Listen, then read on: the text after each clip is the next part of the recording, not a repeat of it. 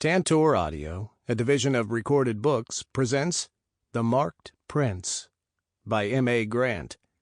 Narrated by John Solo. Prologue. Slanya. When the nymph comes around the second time with fresh glasses of water, I wave her off with more force than necessary. It's nothing against her. The hospitality of our hosts here on Delos has been impeccable. No, my irritation is a direct result of the faerie across the table from me.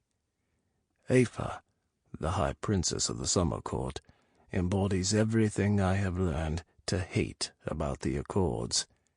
Her golden hair is pulled up, loose curls spilling free to frame her delicate features, and despite the day's warmth, she wears an elaborately embroidered dress. She's beautiful to look at, but a nightmare to negotiate with. We've spent days across the table, and are no closer to agreeing on the terms of continued peace. Listening to her dance around the issues, yet again, I question whether war has been the Summer Court's goal all along. I don't understand why there is any doubt of the Unseelie corruption, Aoife repeats. She's louder this time in an attempt to regain the attention of the bevy of Valkyries who serve as Pantheon observers at these talks. None of them give her any signal to continue. They've heard such conspiracy theories before at previous talks, and have never seen proof of their validity. When the Valkyries don't engage, Aoife turns her attention back to the more sympathetic delegations from the Greek and Roman pantheons. Though they're few in number, they are this year's hosts for the Accords, and as such are a powerful minority, capable of swaying other pantheon ambassadors to the Seelie plight. I'm impressed at how easily and subtly Aoife manipulates them. They listen in rapt attention as she speaks. My father has spoken to you often of Ashi's diminishing power, she says, and they nod. She continues. We have been forced to ration our magic use since the last Accords. We obey the Rite Hibernum and transfer our power to our cousins, yet when they return that same magic during the Rite Astatum, we find it diminished. The Accords clearly state that the amount of power transferred between courts is to remain equal. And it is. I interject as politely as I can. Aoife ignores me, as she has the past times I've interjected in the midst of her diatribes. The Unseelie have lied to us about the volume of returned magic time and time again. They actively work against our efforts to stabilize the faerie courts, and we will stand for it no longer. Queen Mab has centuries' worth of diplomatic negotiations, documentation of the successful use of the rites, and good reports by Pantheon observers which prove her dedication to maintaining a stable balance between the winter and summer courts. I say, despite my frustration at having to defend her rule, again, it says nothing to dim my pride in our court stability. Mother and I may have our issues, but I would choose to learn how to rule from no one else. I have provided all that evidence upon my arrival to these talks. I am happy to bring more, if it would ease the minds of the noble delegates gathered here. The Pantheon delegates, all wearing weary expressions, shake their heads at my offer. After hearing it 5 times before, I'm surprised this many of them react at all. Evidence can be manufactured, Aoife argues. Queen Mab broke illegally from the Summer Court millennia ago in the selfish pursuit of power. King Oberon should have never recognized her false sovereignty. Beating my head against this table would be less painful than pretending to play the good diplomat. She established a kingdom with the full blessing of the Pantheons. She has enforced laws and systems which ensure no Unseelie try to siphon off any of the shared magic exchanged between courts. And do you have proof that such hoarding of magic hasn't occurred?" She circles back to that frequently. It is always our responsibility to disprove her erroneous claims. Mother can lecture me later for my impatience, but I won't sit here and take such insults any longer. "Do you?" I challenge her. The other delegates rouse themselves, intrigued by the new development. All day I've allowed Aoife to control the conversation. I haven't engaged in any of her efforts to argue. Doing so now is unexpected enough. I might finally move this conversation forward after 2 days of political stalemate. Can this summer court provide unequivocal proof that none of their subjects has hoarded power? "Why should we? Whose power was it originally?" Ava asks.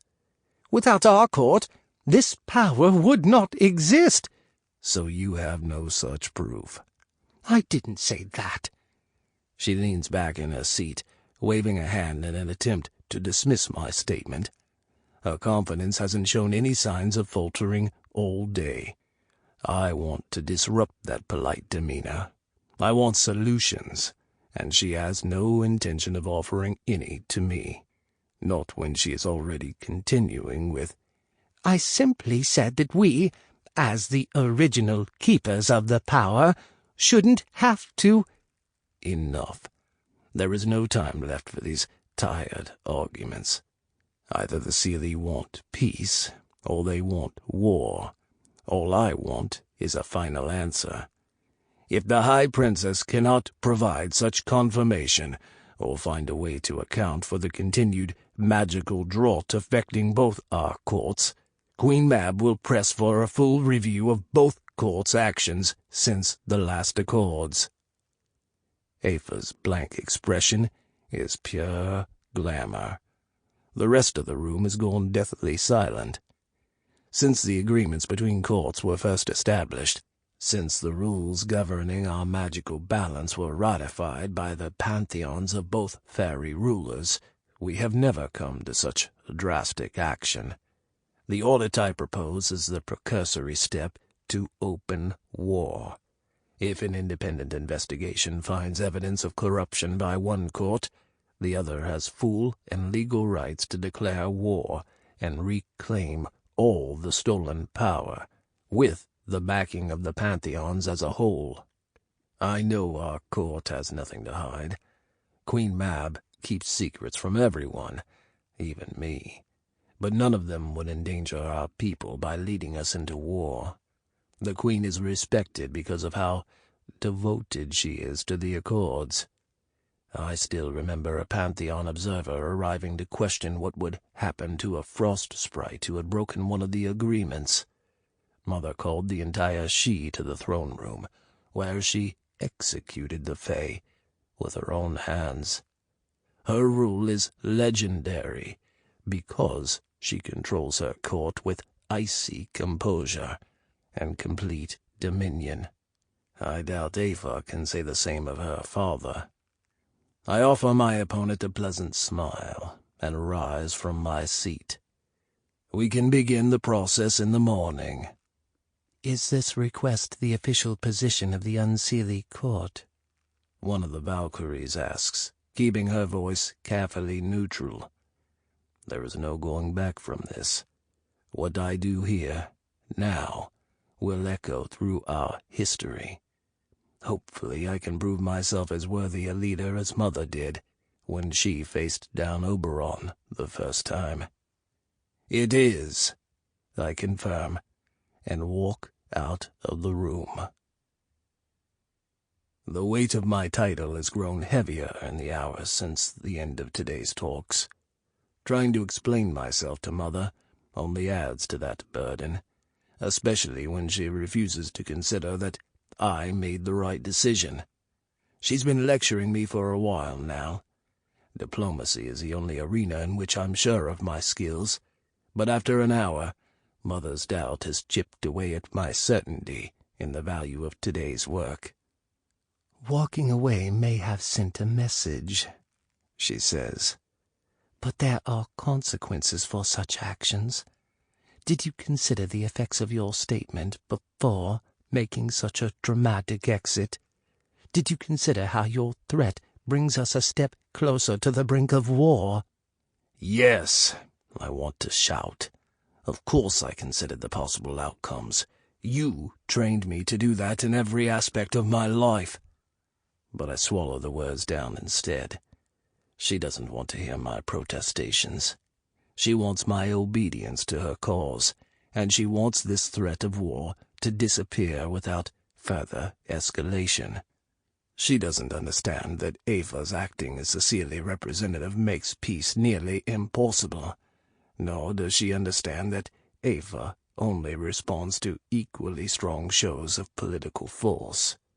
No matter how I wish Mother would stop to listen to me, to hear me, and understand my perspective, the reality is that no amount of explaining will convince her I made the right decision. It's better to shoulder her criticism and move on, rather than draw out a futile argument to soothe my own ego. "I'm sorry, Mother," I say. "I will do better tomorrow." She heaves a sigh and brushes a hand over her eyes. "Perhaps I should have sent Rourke instead," she murmurs, and cuts our scrying short. I stand there in my rooms, frozen with doubt and fury in equal measure. She suggests Rourke replace me, as if she hasn't been encouraging that to happen for centuries already. But I can't hold him responsible for Mother's choices. This is between her and me. I abandon my chambers and join the delegates for drinks before dinner. The ambrosia I sip is sickly sweet, and the breeze through the open doors of this palatial estate is thick with the tang of salt off the waves. This island is an embodiment of paradise, but even here, far from our earthen tunnels and the ragged heart of our She's lands, there's nothing I can do to escape my fate. I am the High Prince of the Unseelie court, and, in my mother's eyes, a failure who will never measure up to my younger brother's reputation. Perhaps it would be better for her, and for our court, if I didn't come home after the Accords. Perhaps then Rourke could fill my place, and give our subjects the strong leader they deserve. "Your Highness," I sigh, and face Robin Goodfellow. The slower faerie serves as a messenger between courts, and attends the Accords at the behest of the Pantheons, doing his level best to ease tensions between emissaries by serving as a message runner. No matter how useful he may be, his presence is a constant irritant and reminder of my worst secrets. "What do you want?" I ask. He fidgets with a folded scrap of paper. If I didn't know better, I'd think he was nervous to be alone with me at this party. Good. If not for the delegates watching me from the corners of their eyes, I may finally confront him for his secrecy, for ruining my life. "The High Princess of the Summer Court asked me to deliver this to you," he murmurs. I snatch the paper from his hands and give him my back. He takes the hint, and the irritating taint of his weak magic fades when he leaves me alone once more. The note is short and to the point. Ava wishes to speak with me tonight. It's too good to be true. Mother's kept me closely apprised of what's happening outside the Accords. There have been no major skirmishes, no new violence on outlying settlements, nothing that would cause King Oberon's proxy to willingly meet with us. The only possible reason she might want to talk is if my hunch this afternoon struck a nerve. There's corruption within the Seelie royalty, and she doesn't want the Pantheons investigating. I reread Ava's impeccable writing. It would be no trouble to slip away from this event. It would be easy enough to find my way to her chambers, where we could finally talk openly, without the Pantheon's observers watching us like hawks. I should check with Mother first, and let her know about this change. She would want to stay apprised of such shifts in Seelie attitude. But Aoife's note says to meet her before nightfall. Outside, the sunset is slowly giving way to darker shades of blue and purple. Above the horizon, the first pinpricks of starlight wink in and out. Of course, Goodfellow would be more focused on enjoying the party than delivering this message quickly. Mother will have to wait until I finish with Aoife to get this news. She'll understand, especially if Aoife and I can come to an agreement before I press forward with my threat tomorrow morning. I don't care if our agreement occurs behind closed doors. Peace is peace. The knowledge that a ceasefire has been secured, that I am responsible for it after Mother's abrupt dismissal earlier, the eagerness to prove myself capable speeds my pulse and urges me to action. I cannot pass up this opportunity. I crush the note in my hand and abandon the party. A velvet darkness throbs inside my skull. I groan, trying to will away my hangover. The wine Aoife served was stronger than I thought, if I'm feeling its effects after sleeping. At least it will burn off quickly. I reach up to rub at my tacky eyes. I need to crawl out of this bed and try to make myself look presentable for the meeting. The musical clank of chains is unexpected. The weight around my wrist is wrong. I ignore the sting of eyelashes ripping free when I force my eyes open. I don't remember leaving the lights in my chamber unlit. It's cooler, too. Something stirs in the back of my mind, a growing shadow that drags its claws along my memories. Last night, I went to Aoife's room. We chatted. We drank wine. We intended to bring peace to our kingdoms. I lift my hand again, shocked once more, when the movement is challenged by the delicately wrought silver manacle and chain securing me to the wall. I'm chained. I'm trapped. We spoke of peace, and the room swirled around me, like I'd thrown my arms out and spun until I collapsed. Before the darkness fell, I remember Aoife looming over me, something golden in her hands, and a dark shadow behind her. I lean my face into my trembling fingers and feel a raised pattern. It's only a little cooler than my skin, strangely textured, covering my face from forehead to chin, with the barest room free for my eyes and mouth. "What is this?" I whisper. No answer comes from the shadows of this room. Fuck this. I reach for the full extent of my glamour. Mother will notice how much I use and contact me. The Pantheons will learn something's gone wrong and will come help me. I'll have proof the Seelie never entered the Accords in good faith. Aoife sealed her court's death warrant. There's nothing there. There's nothing inside me but emptiness. No magic, no glamour, no familiar brush of power or hint of potential. The doubt is gone. There's no room for anything but fear. My screams echo around me, but no one comes. I don't know how long it takes before my voice gives out, shredded beyond repair.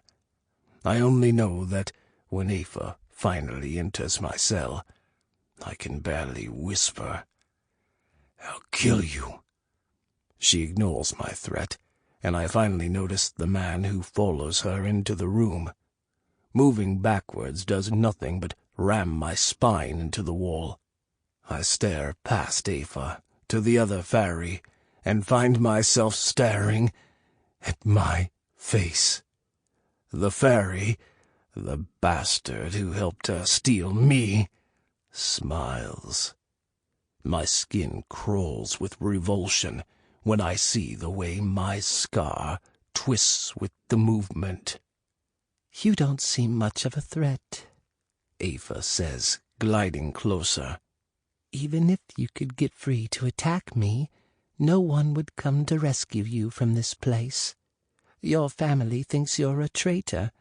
They've already heard how I welcomed you into my bed, how the promise of remaining there was enough to sway you to our court. They disowned you. You'll be lucky if they don't send their assassin to kill you."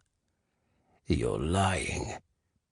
Her laughter falls in this dark, empty room like the sweet patter of fresh rain. It swells and grows with her glamour, the cloying weight of magic that pushes out with her will alone, drowning me under the weight of a spell I didn't think was real. But the rigid constraints of the thrall are there, demanding my obedience to her. "We should prepare him," the bastard says. He's even stolen my undamaged voice. Prepare me. I tug impotently against the chains. The sickening dread grows stronger when Aoife nods and steps closer still.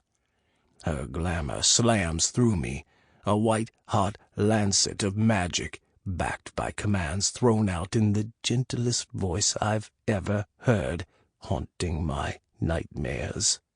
"You are bound to me. You are no longer Slanya, High Prince of Earth and Ruin. You will be introduced to the Summer Court as a nameless Unseelie prisoner, and, if you are fortunate, you will receive a new name befitting your station." The thrall constricts again, forcing the air from my lungs, burning through my blood, aching in my bones. "You cannot lay claim to your given name or title while this thrall binds you. You cannot communicate to anyone the nature of this spell, or of its casters. Do you understand?" My mind bucks against the commands, but every effort to writhe free of the thrall's bindings only makes them slip tighter. I groan. I fight. I fail. I whisper my defeat. Yes. "Your voice sickens me." She scratches her nails lightly over my throat, glaring as if she wants to rip the offending flesh away. "You will never again speak in my presence unless I directly command it of you." My body obeys without hesitation. No amount of fighting stops my silent nod. "Good." She glances over her shoulder at the fairy disguised as me and smiles. "Don't be late." The first time I see the Seelie throne room, I'm bruised and bleeding, hands and feet hobbled with rope, as I'm led in by the bastard. A crowd of finely dressed fairies around us murmur and laugh as I stumble my way forward. Ahead of us, Oberon and his queen sit in gleaming thrones on a raised dais, separated from the rabble of their subjects. Aoife sits at her father's right hand, a beautiful, monstrous creature. "Prince Lyne," Oberon calls. I try to open my mouth to acknowledge my title, to beg him for help, but the thrall takes me to my knees. I gasp for breath as pain squeezes the air from my lungs, and hear the bastard's droning response about his defection, his hope for acceptance in this court, his humble offering of a magickless Unseelie as a blood tithe, a symbolic sacrifice for the injuries the Winter Court has inflicted on its betters. Oberon is impressed. Oberon gifts me to his eldest daughter, who promises to prove her power over me. She rises from her seat and descends the dais to join us in front of the milling crowd. She lifts her chin and commands, "Kneel." No.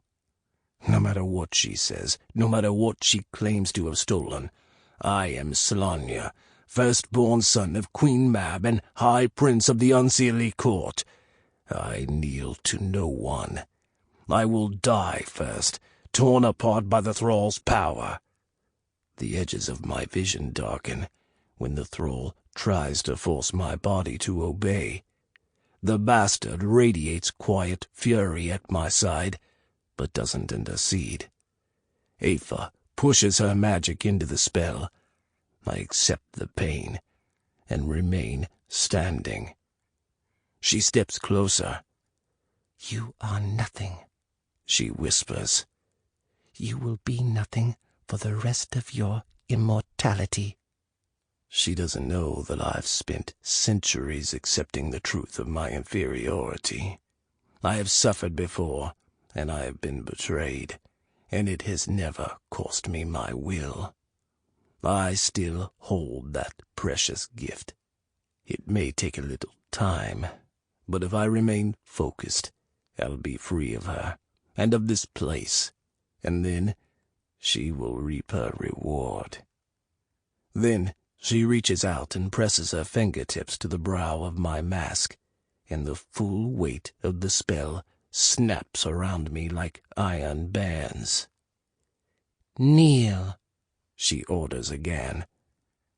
My knees hit the floor, and the crowd around us cheers. Chapter 1. Sebastian. I wipe the back of my hand over my forehead and ignore the sweat dribbling down my back under my shirt. The apothecary's storeroom where I'm working is quieter than most of the Unseelie she, a haven of greenery and moist earth and carefully organized rows of plants under enchanted sunlight. Keela, the harvest fairy who cares for the sprouts, is around, but she prefers to leave me alone while I'm working. Our war preparations are too important to risk. The valerian sprouts needed for the Unseelie medical supply are fragile and sickly and need help.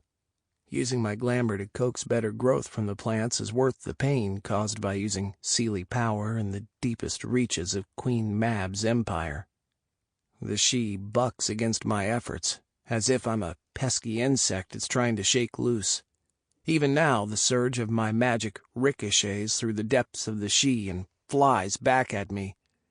I refocus my attention on the worst of the frail, nearly translucent sprigs, and feed it as much of my power as I can.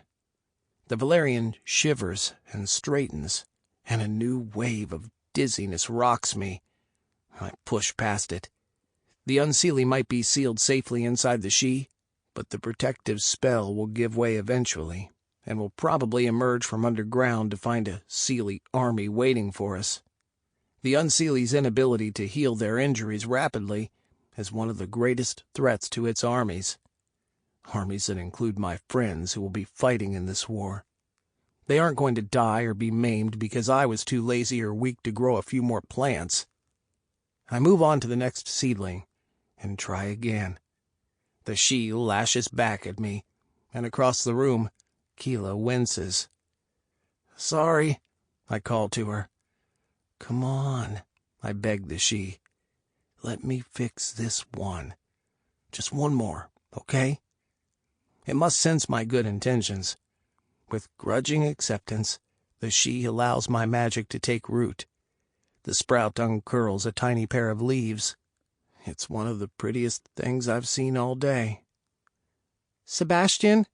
Keela calls from across the room. "Did you get it?" "Yeah," I say, exhausted. "What else can I do?" Keela fidgets with an unplanted bulb and offers me a weak smile. "Maybe you've done enough for today." "I'm fine," I protest.